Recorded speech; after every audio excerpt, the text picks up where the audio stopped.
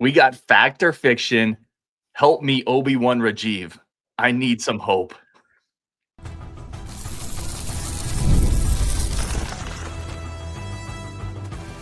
You are Locked On Badgers, your daily podcast on the Wisconsin Badgers.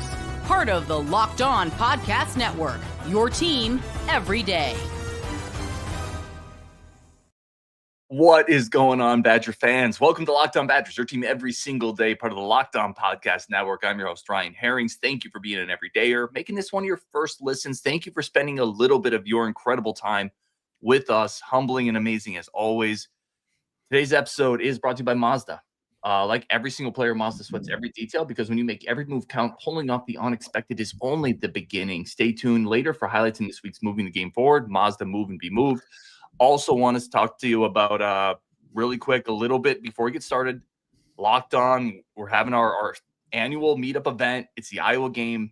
I definitely want to get out there. We're going to talk logistics for Rajiv and I today after the show. Really excited for it. Would love to see everybody there. We'll talk more about that. We'll put more information out. All right, Rajiv, fact or fiction, we do this every week. I love this show. As a reminder for people tuning in that haven't seen this, we don't share our fact or fictions with each other. So this is completely off the hilt, which I love. It generates some disagreement. Let us know in the comments what you guys think is fact or fiction when we bring ours up. Rajiv, I'm going to start here. You ready for my first one? Let's do it. Fact or fiction, the Badgers rush defense that we hang our hat on is actually a mirage built upon playing teams that don't run the ball very well and built upon the fact that teams have been able to pass at will against us. Michigan will exploit this rush defense this Saturday. Fact or fiction? Fiction. Absolute fiction. My first one is also similar to this, so we'll kind of touch on that. Yeah, man, like, look, if I asked you right now, what's the one thing that Luke Fickell got right in the offseason? Your answer would likely be defensive line and the defensive tackles specifically, and the size and the production. I think this is a legitimate defensive line. Like, I don't, there's a lot of our team that you could say, boy, these guys look like a MAC team. Like, let's be honest, part of our team looks MAC-ish, okay? The defensive line is not one of those. I think that we have a legitimate line with legitimate players, development from Ben Barton, production from JVR Suggs, Mason Riger. Like, I think that we have real talent there. We've said for a while that we think Christian Allegro is a real talent. I think that, so all that together is the run stopping. I don't think that's a mirage at all. I'm a firm believer that this is the one thing that we do well. Now, I understand that that's also, maybe that's a little bit of a homerism. I get that, but I have to hang my hat somewhere, man. I have to be able to sleep at night knowing that there's something on this team that works. I choose to believe that that's the defensive line. It's not a mirage. Okay, let me throw a couple numbers out here. Wisconsin leads the Big Ten in rushing defense. They are third nationally in yards per carry, 2.11 yards per carry against. Here's an interesting thing, though. Wisconsin has been run on less than any team in the Big Ten by about 20 attempts. Mm-hmm. What that tells me is teams, quite frankly, have found the passing game so easy to attack and exploit that this rush defense hasn't been stressed the way other rush defenses have. Because why bang your head against something that's a little difficult when you can just throw 8-yard outs and 30-yard post patterns with impunity, Rajiv?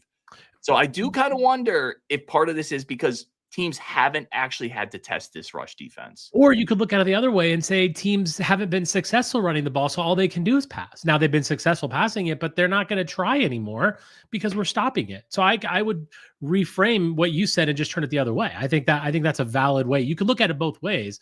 I'm just going to choose to look at it my way. I think that's fair. I will throw this out here. Opponents rushing yards per carry in the season: Middle Tennessee State, 3.1 yards per carry. Alabama, 3.9 yards per carry on the season. Maryland, 3.14 yards per carry in the season. All of these marks are near the bottom of their conferences. So every rushing defense, and Wisconsin's played a part in that. Wisconsin has played a part in lowering the rushing attempts and your rushing yardage of these teams. Every team they played, though, outside of maybe Miami of Ohio, has been a lower tier running attack in their conference.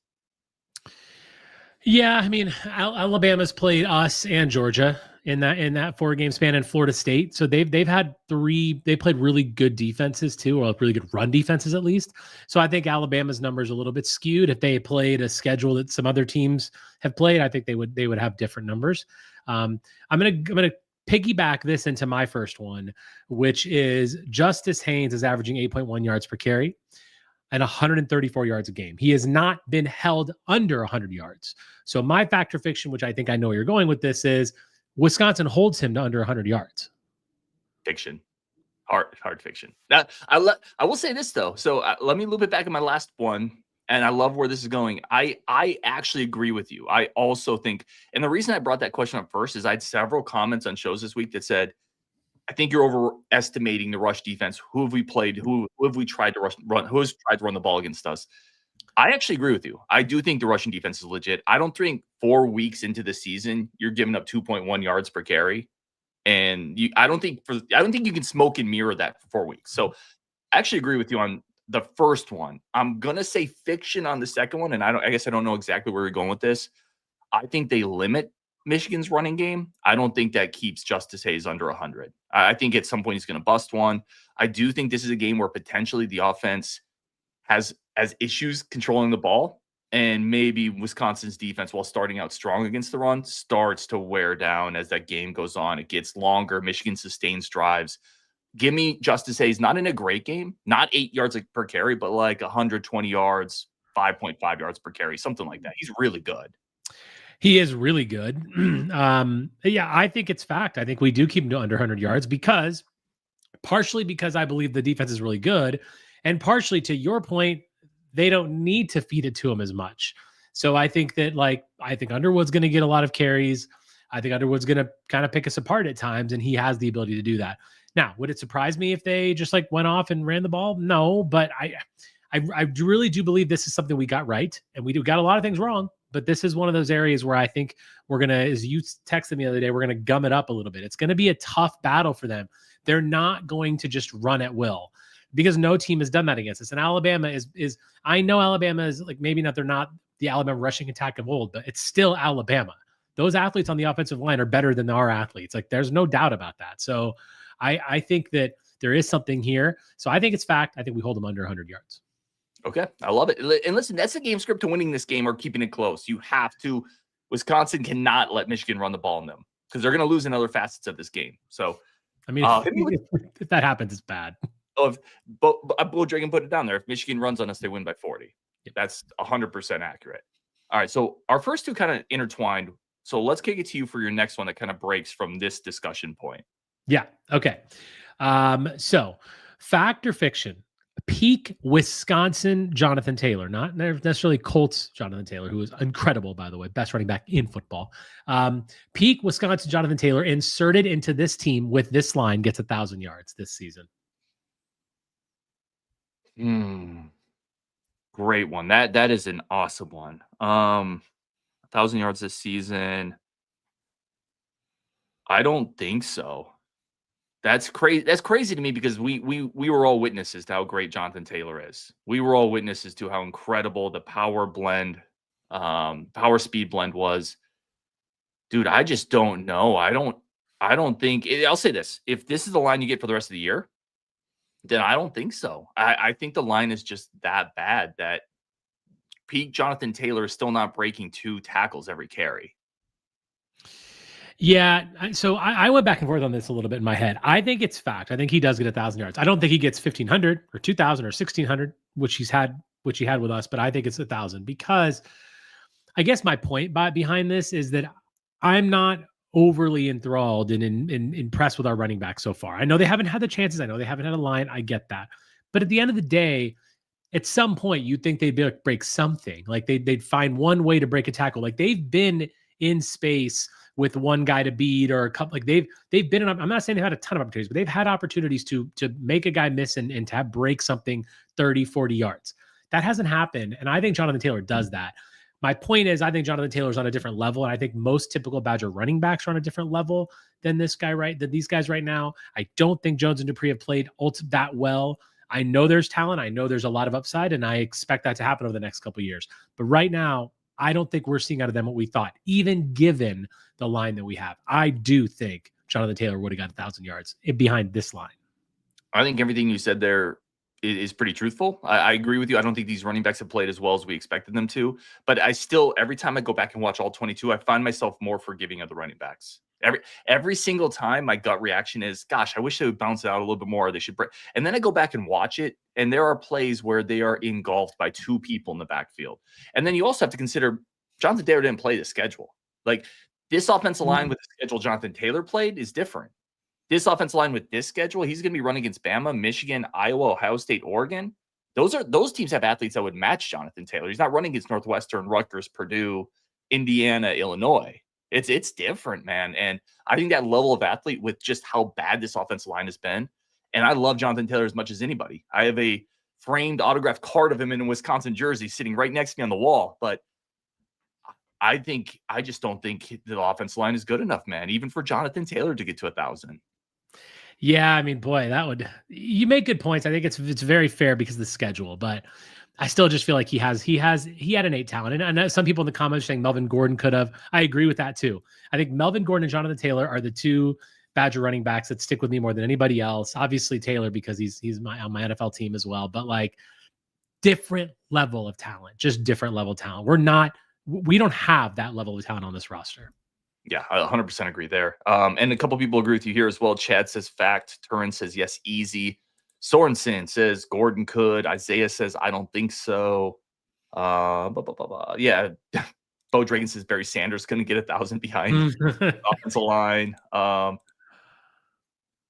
Yeah, I don't know. It's hit or miss, man. We're going to take a break here. We got a bunch more coming up, including a couple I pulled from the Discord that I hope to get to because I think there's a couple incredible ones there. We're going to do that next on Locked On Badgers. Fact or fiction, Michigan coming up. But first, we got to take a quick second for our friends of the show. And as always, a quick second to say thank you for tuning in to Locked On Badgers. Today's episode brought to you by our great friends over at Mazda, moving the game forward. For those who believe it's not just about playing the game, it's about redefining it. There are moments that do more than put points on the board. They move crowds, they move culture, and they keep the game moving forward. We didn't have a game last week, so I've been kind of going back to the great moments in Badger history. And that Arizona game where Sam Decker just went off, you remember that game where he was just unconscious. I was there. I was at the game. Dude, he was incredible. Despite Arizona having to roster a bunch of elite NBA wing type talents, they couldn't stop Decker. And we had a great, great season, obviously, all the way to, well, we know how that season ended. But, dude, Sam Decker moving the game forward, just like Mazda. When you move the game forward, when you follow what moves you, the unexpected is only the beginning. And just like there's more to every highlight, there's more to every Mazda vehicle. Mazda, move and be moved. Today's episode also brought to you by DoorDash. It's almost the weekend. It's almost Michigan. It's time to look back and, again, talk about the MVP of who delivered last week again because we didn't have a game. I want to go back to Melvin Gordon, 408. You talking about a guy who delivered in the snow, in Madison, in 3 quarters against a Big Ten rival? Bruh. Could have had 600 that game. I will always, and I listen, I was fine. I'm not going to lie. I was fine with him coming out at the third quarter, but now I wish Bielema would have left him in and he would have ran for 650. But Melvin Gordon definitely delivered every single Saturday, just like DoorDash. And the more you order, the more you're going to win. DoorDash Streaks, you can save money up to $250, including $100 in DoorDash credits. Order this Saturday. Keep the streak alive. Fuel your game day only with DoorDash. Terms do apply. Promo period through 11/18. All right. You ready for my next one? Let's do it. All right. Here's my next one. Fact or fiction, and we don't actually know where if he's going to play or not, but fact or fiction, if Davis Heinzen is on the interior somewhere, he's actually going to be a pleasant surprise for the Badgers. And the reason I brought this up is we heard reports this week, the last couple of weeks, that over the bye week, Davis Heinzen has been getting snaps at center. Previously at Central Michigan, he played guard. I wonder if they're going to use him there potentially. Fact or fiction, he's going to pleasantly surprise in the middle of the line if he gets that opportunity. That's a tough one because if there is a place that he's going to shine, it's probably I would have put him at guard rather than at center. Which and Luke Fickell did confirm that this week in his press conference that he has taken some snaps at center. I'm going to say fiction because I haven't seen anything that really gives me confidence that I'm going to be pleasantly surprised by Davis Heinzen. I mean, do I think it's going to be better than tackle? Yeah. Pleasantly surprised, I don't know. Like, I haven't been pleasantly surprised by a single thing that anyone on this line has done this entire season. So I don't really expect that tomorrow. That being said, do I like that he's an experienced interior offensive lineman? Yes. Do I just wish Jake Renfro could play? Yes. If he's gonna play interior, I'd rather see him at right guard. But it sounds like he's gonna play center if he's gonna play, just because that's what Luke said as well. I don't know, man. I'm gonna say that's fiction because I haven't seen anything to the contrary. Ryan says fact. Chad says fiction. I'm gonna go fact here. So I actually went back and I looked. I was looking through some of his film at Central Michigan, and then looking through some of his Pro Football Focus numbers, and then also going back and just looking at some of the notes I took in Platteville. Really, the issue with Haynes has been speed on the outside. Speed is what has killed him. That's not an issue at center or guard. If you go back, his 3 highest graded run blocking games were all at guard in Central Michigan. His highest pass blocking grades were all at guard. I think in the interior, where he can just be he's not a power run blocker, but he's pretty good with leverage and angles. That's something we saw in Platteville. That's something he did at Central Michigan. The grades kind of reflect that. I actually kind of think, and it's a little bit based on what we've had, right? So it's a low bar. I'm not saying the guy's going to be Larry Allen or, something like that. I kind of buy it. I think he might pleasantly surprise people in the middle because I think his skill set is actually better suited to the interior. Okay, but I agree with you to an extent. I think it begs the question again, which you brought this up many times. I'm not going to answer. I already know your question.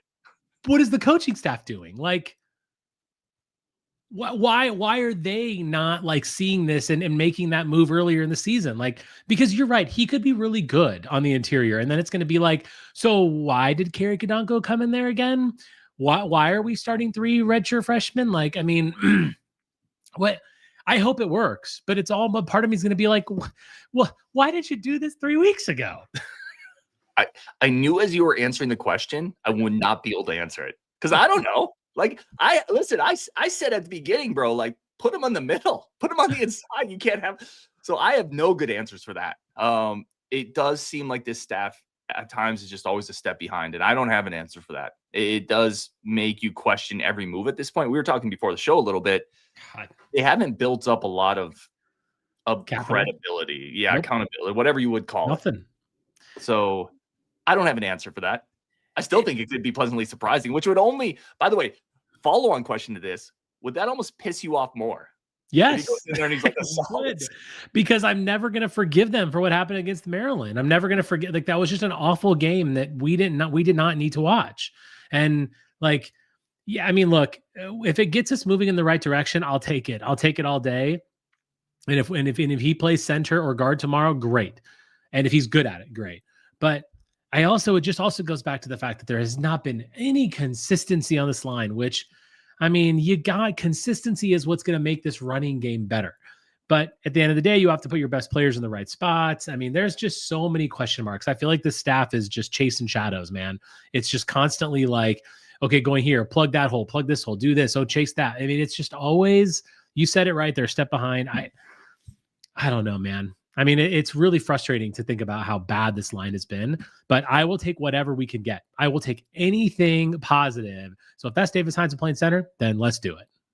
I want to throw this up here. Jim Thompson, Ryan Anderson pulled Gordon from the 409 game, I think 408 game, not Bielema. Good correction. Thank you, Jim. Bielema would have kept Bielema. He would have had 700 yards. I think so. Dude, don't forget, we put up 84 points on Indiana with Brett Bielema as our coach. Oh, I think it was 83, right? Was it 84 or 83? Either way. Was it 83? I think it was 83. So, I don't know. Yeah, I mean, either way, Gordon should have gone for 600 in that game.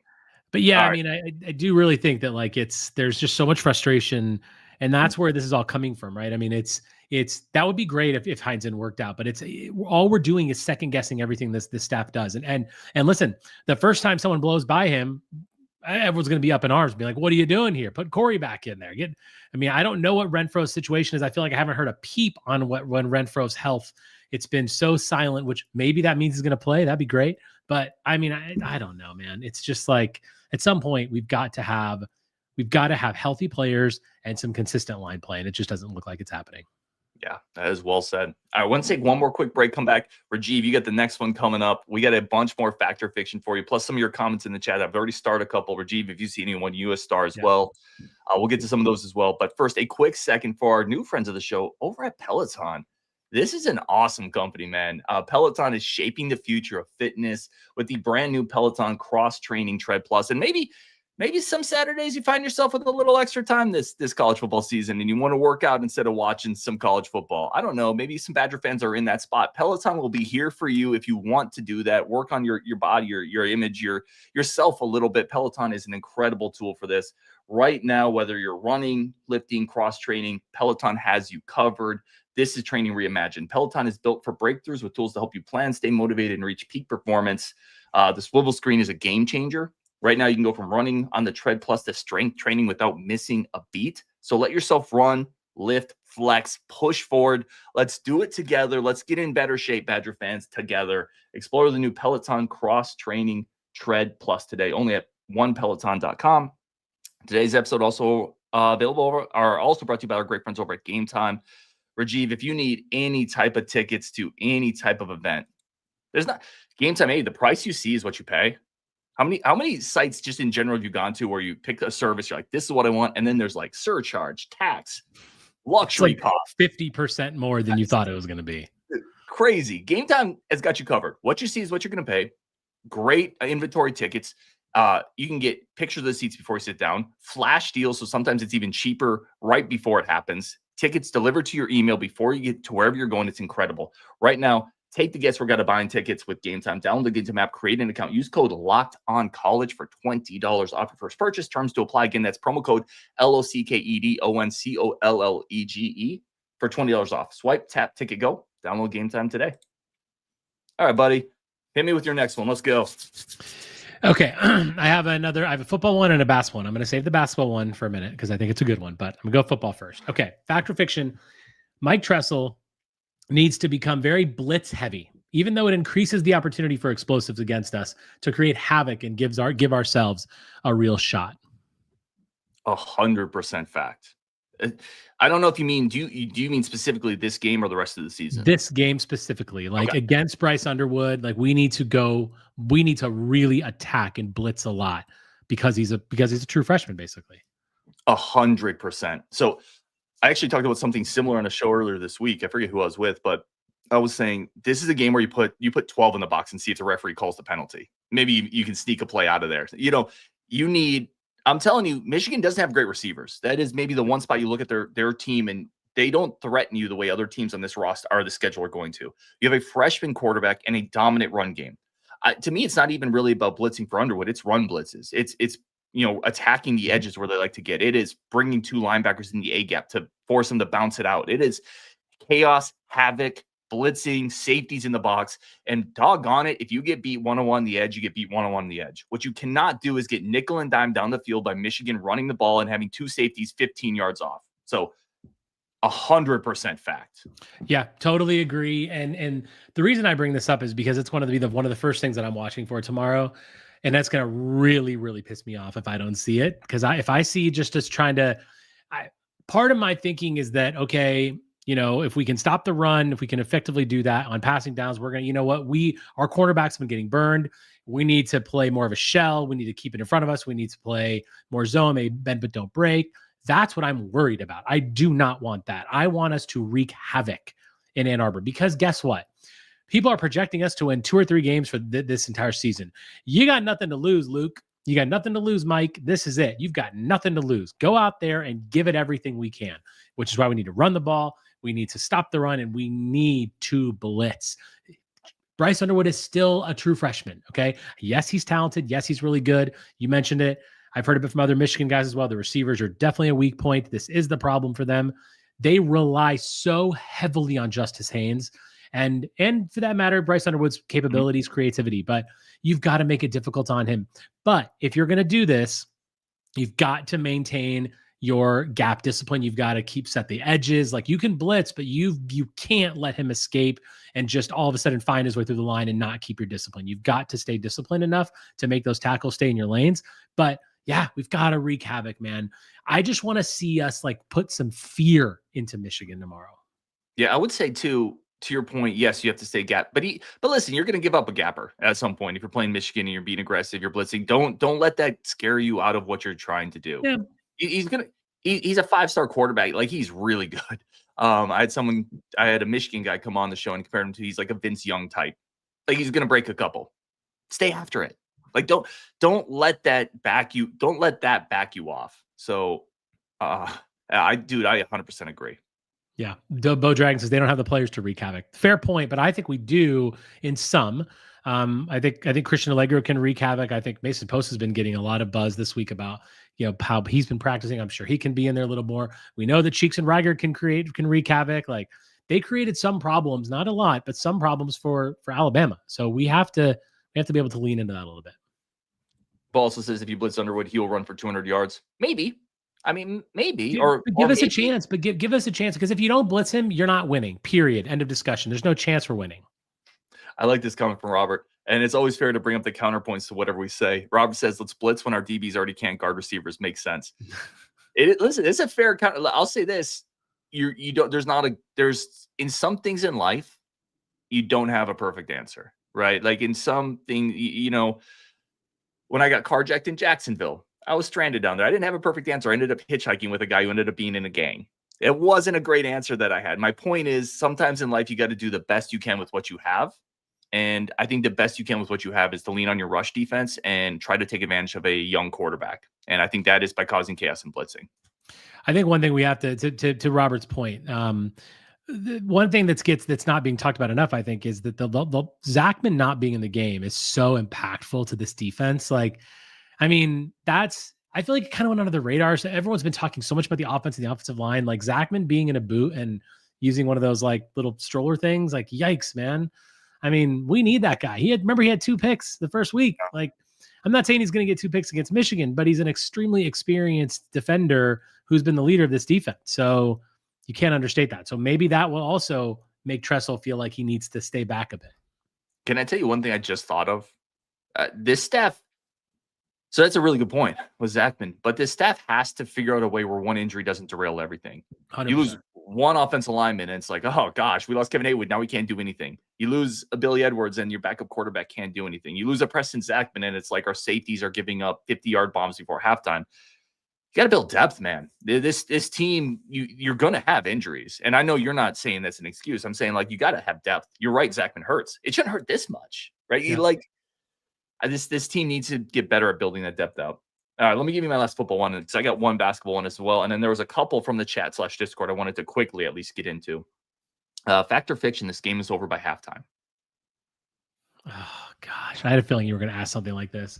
I'm going to say fiction. I think it's over in the, early in the late and third, early fourth quarter. But yeah, I'm going to say fiction just because I feel like in the first half, we're going to fluster them a little bit with their ability to stop Justice Haynes, at least to an extent early. Second half might not be the same story. And I think that we've had 2 weeks to prepare. I'm hoping that there's a really great offensive game plan that we're going to see tomorrow with Danny O'Neil or whatever we see. But yeah, I'm going to say fiction because I like to believe that we can be in it into the least second half. I went back and forth on this one. I feel like part of my heart is talking here, but I'm also going to say fiction. I think there's a chance that they just don't take us that seriously. No, I'm serious. Like, I think there's a chance that they look at us a little bit like we used to look at like Purdue coming into Madison. Mm-hmm. And because of that, we hang around a little bit. We gum up the run game. It's a little slow start, sloppy. I'm going to say fiction as well. Wisconsin's in it in a rough sense at halftime. Yeah. Yeah. I mean, gosh, let's hope so, right? Let's hope so. Okay. I'm going to do a basketball one because we got to switch gears a little bit, have some positivity. Okay. Pretty big story this week with Kirk Penny leaving. Brad Davison was a good hire for Greg Gard. Fact or fiction? Fact. I think that's absolutely fact. So I think there's a couple things here though. Like, great. You can hire more coaches now than you used to. Let's start there. So Brad isn't necessarily doesn't have to be the 1-for-1 replacement for Kirk Penny. I think that's where I would start. I think you bring in an incredible culture guy who cares a lot about this program. I think he has the mentality of a coach. Any player who comes in and plays right away as a freshman and does the type of things he does from a leadership standpoint on the court. Remember that charge he took where he set up on the baseline? People hated that call, but that's a hell of a high IQ play. Like, that is all IQ, intangibles, understanding the game, awareness. That's coaching. I mean, that is a guy born to be a coach, and he loves this program. I think it's a home run hire. I don't know if I think they still got to find a way to replace him what Penny did, though, if that makes sense. Yeah. Yeah, I agree. One of the things that the reason I brought this up is one of the things that we've seen on the football side since Chris McIntosh didn't select Jim Leonhard is the Wisconsin family sort of feel to the football program has gone away. We've seen former players being critical of what's happening out there. There's not a lot of buy-in from the historical figures because they're not really a part of the program as much. Casey Robach, there are some other people are there, but still. And Greg Gard is leaning in to this, and what's bringing on Steemsma, of course, Penny, and like the list goes on, and of course now Davison, a guy that currently is basically playing professional basketball. He's a professional basketball player, which means he can come in right away and actually be helpful at practice. You saw some videos of him doing that and actually being a guy that's can simulate some great players that we're going to face in the league. And all there's that side of it, but ultimately it's about setting Wisconsin standards. The floor has dropped out of the football program, but the floor is still good and high for the basketball program. And I like that Gard leans into that. I like that he's like, you know what? We're bringing in guys that understand our standards, that understand what Wisconsin basketball is all about, and understand what our expectations are as a program and as a fan base. Like, we're not going to fall out of that area. Greg Gard has done an incredible job of adapting from where we stood 3 years ago, talking about how he still has a job. There are several people that wanted that. I mean, look at he's adapted, he's changed, not us. But I understood why people said it. And like, this is a culture move. This is a keep it in the family situation, which, given everything that's happened with the football program, is incredibly refreshing from Greg Gard. And you're right about the Kirk Penny thing, but man, I'm just so pumped about the fact that he's a culture guy, that's gonna keep things in house. I love that mentality's there. I just know that Wisconsin basketball's in good hands right now. Yeah, I'm not worried about him at all. I think it's a good hire. I do think, to push back just a little bit, you can go to the well too much, and then you don't get fresh ideas. You get a little stagnant. And that is what Paul Chris did. We can talk about the, keeping in the family. Wisconsin, Paul Chris kept it probably too. He's like, I need Al Johnson on the staff. And you can get too kind of in your own pool of people. So, but he's had those fresh ideas. He's changed the offense. Well, Kirk Penny kind of did, and now Penny's gone. So my only pushback is I'm 100% on board with Davidson. I love the hire 100%. I do think coaches need to continue to try to find maybe a new voice here and there you can bring in. You can get too Wisconsin heavy. Yeah, I agree with that. And I think that because like he's already made that change, I think he's shown that he can adapt. So I imagine he would adapt and bring something in. But that's a very good point. I think that the fact that he really has adapted, I'm already not worrying about his adaptation anymore because he's done it. And he's literally changed Wisconsin's entire. Yes, Kirk Penny did it, but he's still the head coach. He still has to agree to it. And I feel like that's such an impressive move by him that I have a lot more confidence in him going forward. Yep. No real concerns there. I agree with you. I have a lot of confidence in Greg Gard and his staff. Bryce says he will give the team some energy and still some toughness. Potentially, he is a guy that can help with some of that defensive issues you've had. Davison was a defensive guy, was really good at, guarding on the perimeter. That's been a spot Wisconsin has struggled with, both in the pick and roll and in isolated one-on-one situations on the wing. He could probably help you there. So I think that's a good one too. Let me throw this I got out of Discord, so I can't take credit for this, and I forgot who put it in there, and I didn't even write it down. But fact or fiction, he's a future head coach for the Badgers. Brad.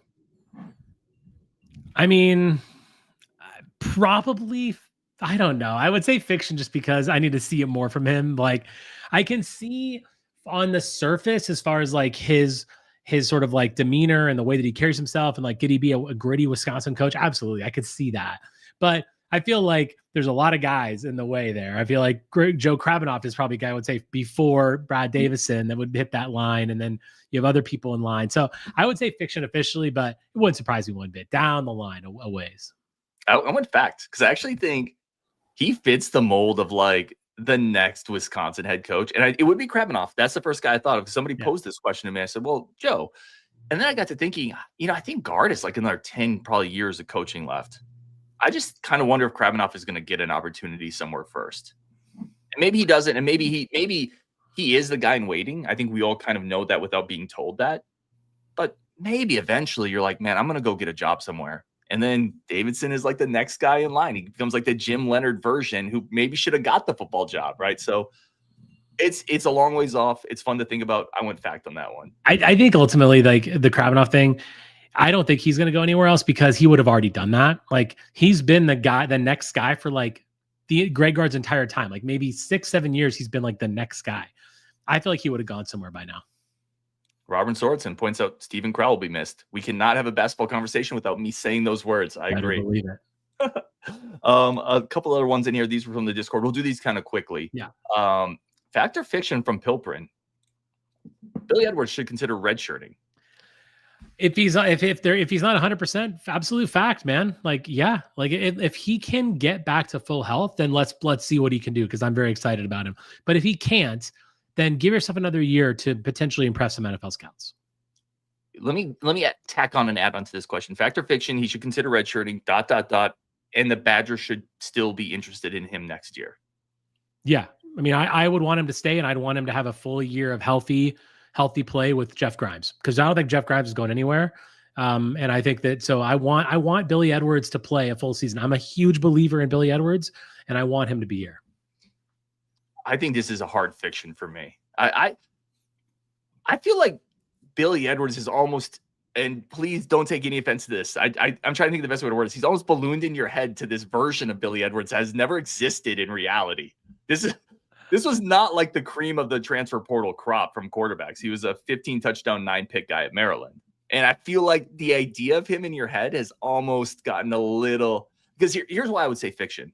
If they're going to go next year, I think they do need a veteran.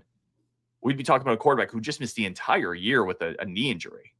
That just doesn't feel like the type of bet I would want the Badgers to go in on. But then there's more lack of continuity. Like it's just, we don't need more lack of continuity. Like I would, I understand that you're right. You're right. I'm overplaying it. And I think that he's not an incredible quarterback. I think he's good in this system and I want to see what he could be. I want to see what he could look like. But like at the end of the day, I want some continuity. And if going to the transfer portal again, because I don't think anyone wants Danny O'Neal starting next year, saying that at least right now. And I don't think Carter Smith's really going to be ready. And I mean, so it's going to be another transfer portal guy or Billy Edwards. And now coming off the year, we're probably going to have, who are we going to get? Who's going to come here and buy into this project in year 4 of Fickell that may or may not be anything. But if Billy Edwards can stay and have some continuity there and that leadership that he brought, I'm on board with it. I don't know if there's continuity if he didn't play though. Like there is some in the locker room and in practice, but you do get continuity from playing too, and that's what we talk about on the offensive line all the time. If you're not out there, I hear your point. Certainly going to the portal again next year to try to find another guy is also less than ideal. There's a chance Carter Smith is ready though. There is a chance that this is a 4-star quarterback who was a Michigan commit. There's true freshmen starting. I mean, we just got beat by one of them. So there is a chance, like, listen, you look at this roster, maybe Carter Smith is ready next year, which I think you and I both agree. That's ideal. If your internal guys develop and are ready to go. 100%. Maybe that's the case. One more in here I wanted to hit quick. Fact or fiction? If Fickell showed more emotion, the fans would embrace him more. This was also from the Discord. This is tough. I'm going to say fiction on this. I feel like all that we would do, you want to pin the people and embrace them more, just win games. That's all that matters to me. I feel like he's fine. I don't mind his demeanor. I don't mind his overall affect. I think the only issue I have with him is the coaching and the ability to win games. That's how your people are going to embrace you. I think I'm kind of fact on it, although I agree with your bigger point. Like ultimately, if you win, nothing matters. People talk about the team best. Nobody cares about the team best if you're winning. Just win games, man. People talk about this or that. I do kind of think, because this was an issue with Greg Gard, even when Greg Gard was kind of winning a couple years ago, and people were like, I just wish you'd get more upset. I do think there's an element, because the real fans, the fans that really care about this program are not living and dying. That's too harsh. Like there's real world problems, but living and dying from a sports standpoint with this team, and it's crushing some of us because we just care about this so much, and it's such a big part of who we are and where we grew up with and the communities we hang out with. I think there is an element of senior head coach say, unacceptable, like this sucks. Like, there is an element to that where I think fans would embrace that a little bit more. Yeah, I think that's fair. I mean, I would be on board with having a little bit more of that. I think he's done that to a small extent. But yeah, I think that's a very fair point. I'm still going to say fiction, but I totally see that side. Yeah, and I think your overall point is the more correct one. If you win, nobody cares. And if you lose, listen, Bo Pelini got really mad all the time and got fired. and the fans are ready for him to go too. Like, so there's only so much you can do to get upset if you're not winning games. I think that overall point is very fair. Anything else that you had or any other comments? No, I think that's it, man. I love the fact or fiction. I think we need that. We're going to keep doing this, by the way, throughout the season. And sorry for the change of days. Normally it's Tuesday, but I was traveling, so we made it on a Friday night. Let's end with some optimism. Chad says, this is the turning point. Signature win we've all been waiting for. Prediction 35-28. This is the point we look back as the starting point of the winning Fickell regime. This could be sarcasm. I don't actually know. Love it. Yeah, I mean, look, if that happens, like, literally signature win completely if this happens. Like, it's not probable. It is possible. Anything's possible. We absolutely could go and find a way to get an upset tomorrow. We stop the run. We fluster Underwood, force him into a couple crazy turnovers. Our offense just seems to work because we've had 2 weeks to do it. We can run the ball a bit. Vinny Anthony scores 3 touchdowns. Anything can happen. Yeah, I guess. Right? I guess. I do like this comment from Jim. Listen, I actually wasn't meaning to be dismissive of that. I was actually, as you're saying that, I was literally thinking to my next week's ad reads where I have to do like the player of the week and the moment of the week. And I was just thinking how hard that's been for me at times this year. Like after the Maryland game, I had to do like the Mazda Wisconsin player of the week. And I remember in that moment just saying, like, I don't know. So, dude, I would love it. I would love something good here. Jim Thompson makes a really good point. Fick showing more emotion would feel awkward. That's not who he is. If you're not authentic, then it comes off as inauthentic and it just looks really bad. So I think that's a really good point. Let's wrap it up here, guys. On Wisconsin, thank you so much for tuning in. Meet up for the Iowa game. Would love to see everybody. We're going to try to do a couple different things. After the show, actually, Rajiv and I are going to plan some logistics. So more details to follow. Go check out Rajiv and Justin, certainly on the Bucket Report. Continue watching Locked On Badgers. A bunch of content coming up on Wisconsin, and we will definitely talk later.